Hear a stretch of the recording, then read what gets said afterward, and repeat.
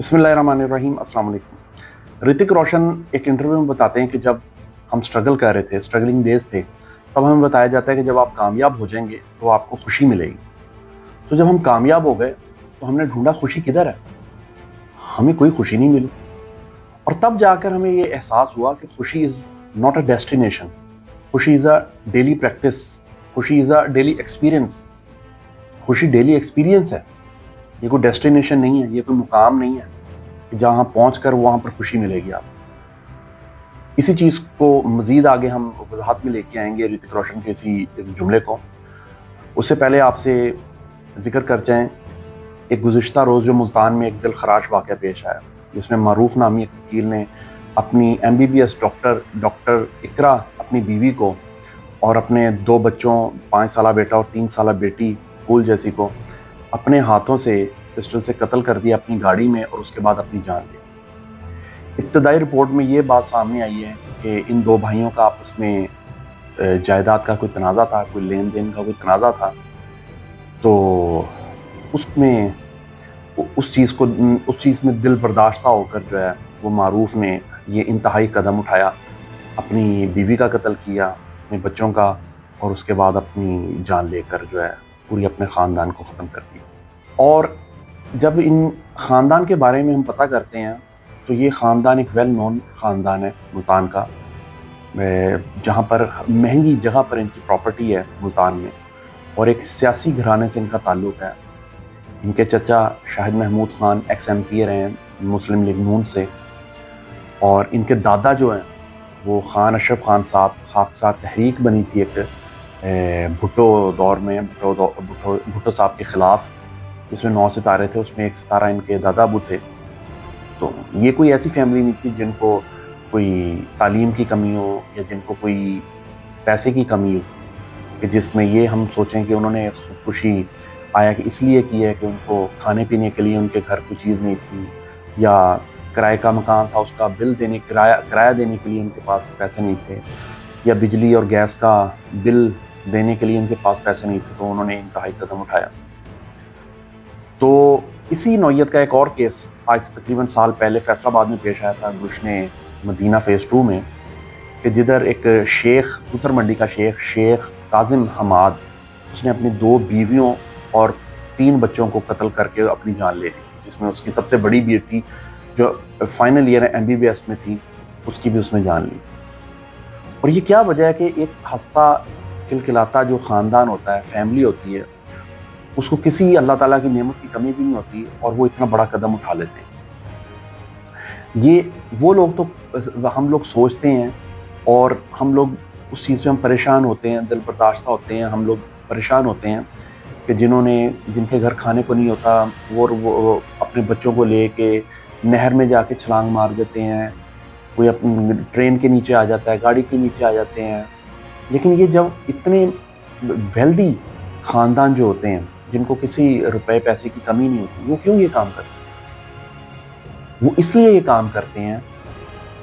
जो आज हम हर जगह देखते हैं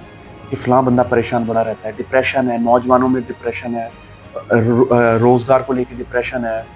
हर कारोबारी बंदा देख रहे हैं उसको डिप्रेशन है, ताजिर को डिप्रेशन है, एक बिजनेसमैन को डिप्रेशन है, सनतकार को डिप्रेशन है, एक स्टूडेंट को डिप्रेशन है, बीवी को डिप्रेशन है, खावंद को डिप्रेशन है, बाप को डिप्रेशन है, बच्चों को डिप्रेशन है, एंजाइटी है, परेशान रहते हैं, किसी से बोलते नहीं, हंसते नहीं है। ये क्या बात है? तो आपको एक बड़ी पते की चीज़ बताऊं, और आप लोगों में से अक्सर को इस चीज़ का इल्म भी होगा, जैसे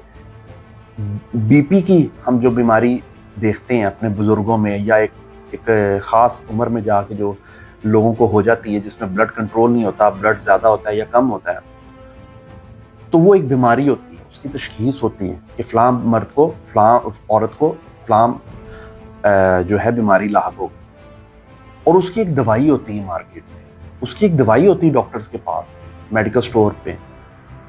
वो दवाई जारी रखते हैं, अपनी बाकायदगी से लेते हैं, अपना BP कंट्रोल रखते हैं। इसी तरह दिल के मर्ज हम देखते हैं, किसी का बाईपास होता है, उनको एक मर्ज होती है, बाल बंद हो गए, वो ऑपरेशन करवाते हैं, अल्लाह ताला उनको सेहत याब कर देता है।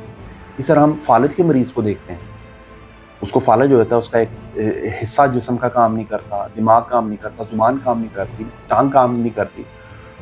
اس کا علاج ہوتا ہے۔ تو یہ بھی ڈپریشن اور یہ جو پریشانی ہے یہ صرف موڈ نہیں ہوتا جس کو ہم کہتے ہیں کہ آج وہ پریشان ہے صبح اس میں صحیح ہو جانا ہے، یہ ایک بیماری ہوتی ہے اور اس بیماری کا ایک علاج ہوتا ہے۔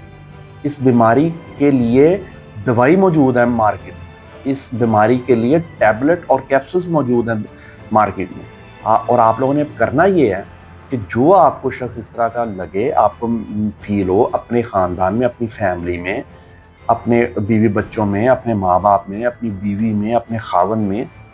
اس چیز کو آپ نے بہت ہی ہمت سے ڈاکٹر کے پاس لے جانا ہے، اس کا علاج کروانا ہے، ان کو پوچھنا ہے کہ ڈاکٹر صاحب یہ مسئلہ ہے، اس کی دوائی دیں ہمیں۔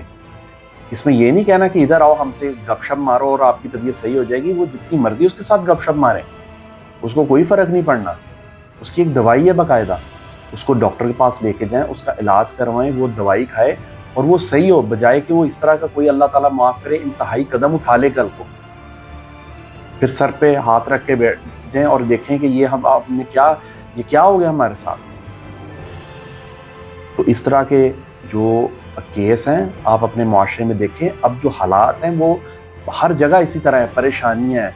یہ پتہ نہیں کس چیز کی ہم لوگ میں بے برکتی ہو گئی، ہم لوگ کی اپنی حرکتوں کی وجہ سے، کہ ہمارے اچھے بھلے دیکھتے ہوئے جس کو ہم لوگ ایک بڑا خوشحال گھرانہ دیکھ رہے ہوتے ہیں، جس طرح یہ ملتان کی فیملی،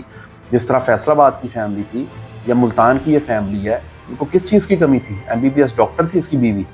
اور وہ پریکٹس کر رہی تھی اس کی بیوی ہاسپٹل میں، خوبصورت بیوی تھی، خوبصورت مرد تھا، خوبصورت بچے تھے، کسی چیز کی ان کو کمی نہیں تھی۔ تو میری آپ سب سے جو ہے وہ درخواست ہے کہ اگر آپ اپنے معاشرے میں کہیں بھی اس طرح کے لوگ دیکھیں تو ان کا بجائے کہ ان کو آپ اگنور کریں اور بجائے ان کو صرف اتنی سی بات کہیں کہ بھائی تم خوش رہا کرو، آپ ان کو ایک علاج کا مشورہ دیں، اور اس کا علاج موجود ہے، اس کے لیے دوائیاں موجود ہیں، اس کی ٹریٹمنٹ موجود ہے، اس کے ڈاکٹر موجود ہیں، اس کا باقاعدہ ایک پورا ڈپارٹمنٹ ہے میڈیکل شعبے۔ اللہ تعالیٰ آپ کا، ہمارا، ہمارے بچوں کا، ہمارے معاشرے کا حامی و ناصر ہو، پاکستان کا اللہ حامی و ناصر ہو۔ اللہ تعالیٰ آپ سب کو خوش رکھے، ہمیں دعاؤں میں یاد رکھیے گا۔ ملتے ہیں اگلے ولاگ میں، مزید ولاگ کے لیے دیکھتے رہیں میرا چینل محمد شمس الزمان۔ اللہ حافظ۔